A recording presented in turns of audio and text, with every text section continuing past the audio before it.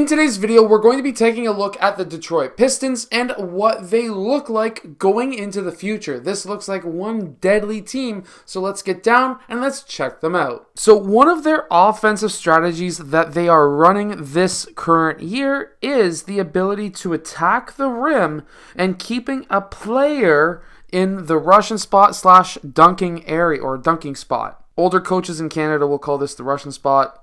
American coaches will call it the dunker spot. The idea here is by keeping a man along the baseline, if you have a player who's driving towards the rim, that player is going to go and help out and stop that player from driving, in which case you can then pass the ball to that player along the baseline for an easy layup or dunk. They do have some defensive breakdowns, and we can see this right here where there's a back to the play, and whenever that happens, and the screener's man hedges too high without somebody there on the help defensive side, which what should have happened is this man, instead of having his back to the play, should have been coming over to cover the paint, and this guy should have been coming down to cover both of those defensive or those offensive players, but that didn't happen, and it basically ended up with a massive dunk. One thing that I will say is there is a lot of dribbling and not a lot of passing that happens with the Detroit Pistons. I'm not too sure if that's a coaching strategy or what, but that's just what happens, but they are getting shots off of it. We have to remember as coaches and as players that passing the ball moves the ball a lot faster than dribbling it. By dribbling it around, it's going to allow the defense to set up and know what's going on.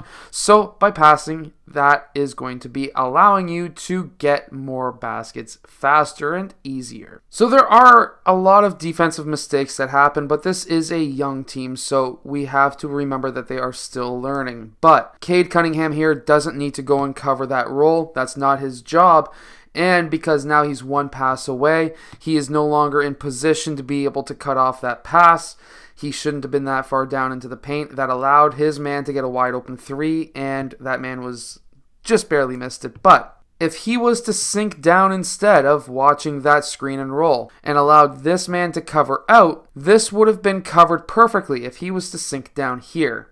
If he sunk down here instead, what would have been happening is he could have actually picked off this pass quite easily. It's a cross-court pass, and if he was in position somewhere around here or here, he would have been in perfect position to be able to get that steal and go down for an easy dunk. And then what makes it even worse is there's not a lot of players who are boxing out or even hungry for the ball. So here we have two players who are sort of trying to push this guy towards the baseline.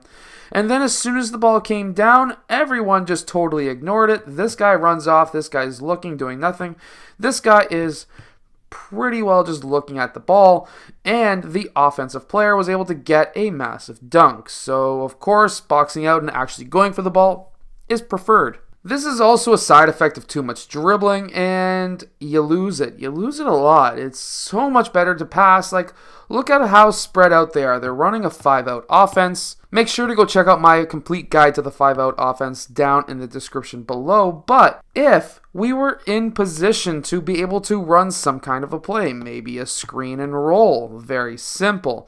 Maybe instead a dribble handoff, something, but he wanted to try and take his man one-on-one. His man is playing him straight up. It's really hard to go against somebody who's playing you straight up. You need to do quick hops to the side and not attack like we see here, or else you will probably lose the ball, and that's what happens. Now, while this is an absolutely fantastic shot, he dribbled into a double team. And while this is sometimes a good decision, what he should have done and could have been an even easier basket instead of trying to do a circus shot was to take maybe one more dribble out towards that side and witnessed this guy who's cutting in. This could have been a quick bounce pass up to him, and of course that could have been an absolute massive poster on Porzingis, but he ended up going for the circus shot, which it went in, so let's not complain. And here's another defensive blunder that we see right here with Cade Cunningham, and he's got his back to his man looking at the ball. Anytime you are an offensive player and you see this happen with your guy,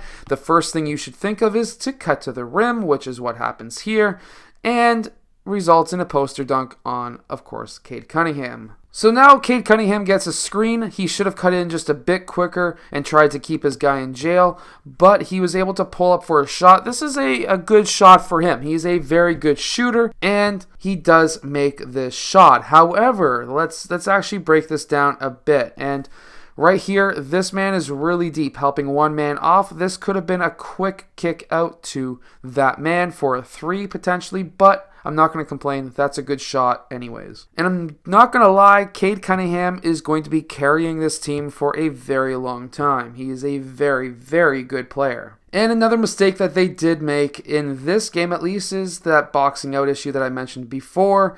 There are 2 players around Porzingis. He is a massive dude. He's going to get a lot of rebounds, and they do not box him out, and he's able to get that offensive board and 2 points. Again, we do see some mistakes here, helping one pass off. This should have been this guy's job. He should have sunk down a bit to cover these 2 guys. That didn't happen, and Porzingis was able to get to that rim really easily and make that shot. What makes things even worse is the man who's playing one pass away basically turns his back to his man. Also, both of these guys right here who are playing on the help side are playing on their heels, looking at what's happening and not doing much. That's not exactly a good look. The bright spot, however, is Cade Cunningham. He is one heck of a player, and believe me, if this team goes anywhere, it's going to be because of Cade Cunningham. What he did here was really good. He was able to do a quick fake over towards this side and got this defender's whole weight towards that side. And then, when Cade Cunningham was attacking the paint, that man played really good defense. I'm not going to lie, his shoulders were square with Cade Cunningham. This makes it really difficult for Cade Cunningham, so the only way that you can really score against somebody who is really good at defending like this man is to get your shoulder into him and just try to play bully ball, and that's what Cade Cunningham is really good at. And that's what we see here with the Washington Wizards. Again, bully ball because the shoulders are square with the defender, and that man was able to just beast right through. Finally, we get some good off-ball movement. Cade Cunningham had a few different options here, but none of them were really open because of the size that Washington has.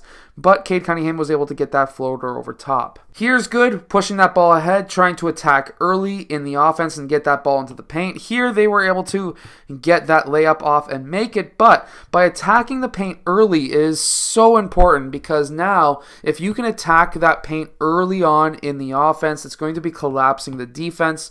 And when that happens, you can get some kick out passes to the corners, to the wings, and get some open threes. So this is very promising. I want to see more of this by Detroit. If they can do that, they're going to be super successful, especially with Cade Cunningham.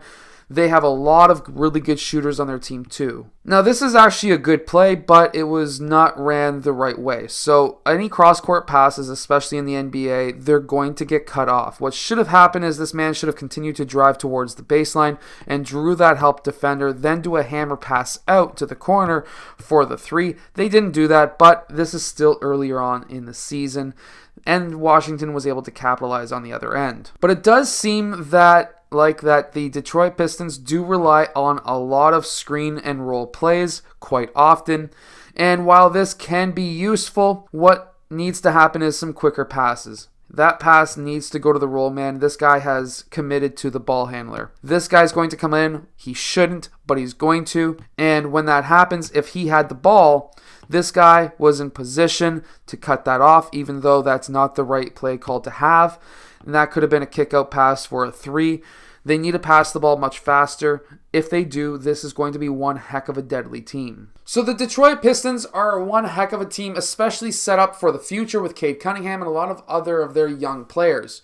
However, there are a lot of young rookie mistakes that they are making, and that will hinder them this season, in my opinion. But going into the future, if they can fix these small issues, in the future, they're going to be one heck of a team. They're going to get a lot of wins. I hope that you've enjoyed today's video. If you have, hit that like button, subscribe, and I'll see you guys again next time.